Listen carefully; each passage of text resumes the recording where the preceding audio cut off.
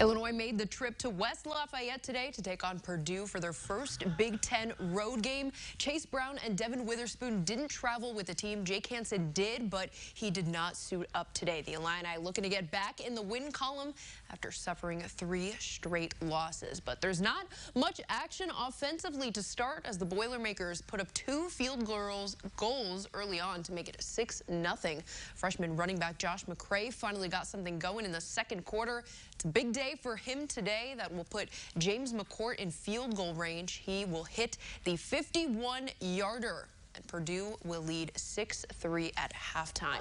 Third quarter, Purdue makes a quarterback change, and Aiden O'Connell completes the 43-yard pass to Abdur Rahman Yassin.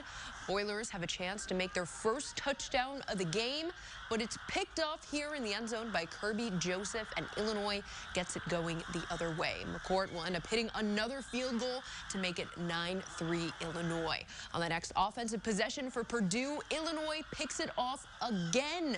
How about the secondary today? This time it's super senior Tony Adams. But on the ensuing drive, Illinois decided to punt on 4th and 2. That ultimately leads to the Boilers' first score of the game as TJ Sheffield flips into the end zone there to make it 13-9. The Illini are now left with less than a minute on the clock to try and win the game. Brandon Peters will throw 3 straight incompletions. That last one intended for Casey Washington. A bit overthrown there. So the Boilermakers go on to win it 13-9 to keep the Cannon Trophy in Indiana. Freshman Josh McCray had himself quite a day with 150+ yards, but the Illini leave without a touchdown. Here's WCIA3's Andy Olson with more from Ross-Ade Stadium. For the second week in a row, Illinois had the ball in the opponent's half with the lead and decided to punt on 4th and short. And just like last week, the defense wasn't able to keep Purdue out of the end zone, leading to Illinois' 4th straight loss. In the end, it was just 1 yard that made the difference in head coach Bret Bielema's decision. I wasn't going to go 4th and 2. If we didn't convert, turn the ball over and give it to them 35 with huge momentum, down by 3.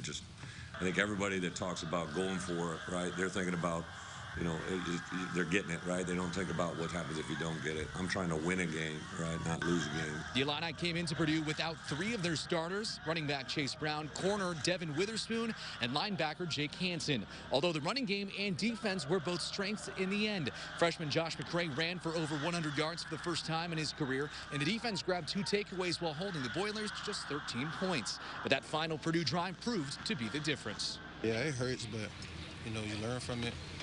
You know, it happens, but you just gotta be better. I believe in our defense. I think Coach believes in us and what we can do, so it wasn't enough to win the game today. Illinois wasn't able to get anything going in the passing game, going for just 100 yards. But did Bielema ever think about making a change under center? Was there ever a consideration to change quarterbacks? No. Illinois now shifts their focus to next week when they welcome Charlotte to Memorial Stadium. The 49ers, though, have the same amount of Power 5 wins as the Illini this season. Reporting for your Illini Nation in West Lafayette, Indiana, Andy Olson, WCIA 3 Sports. All right, Andy, thanks. We have Bret Bielema's full post-game press conference on our website. Just head to WCIA.com. You can listen to our post-game podcast.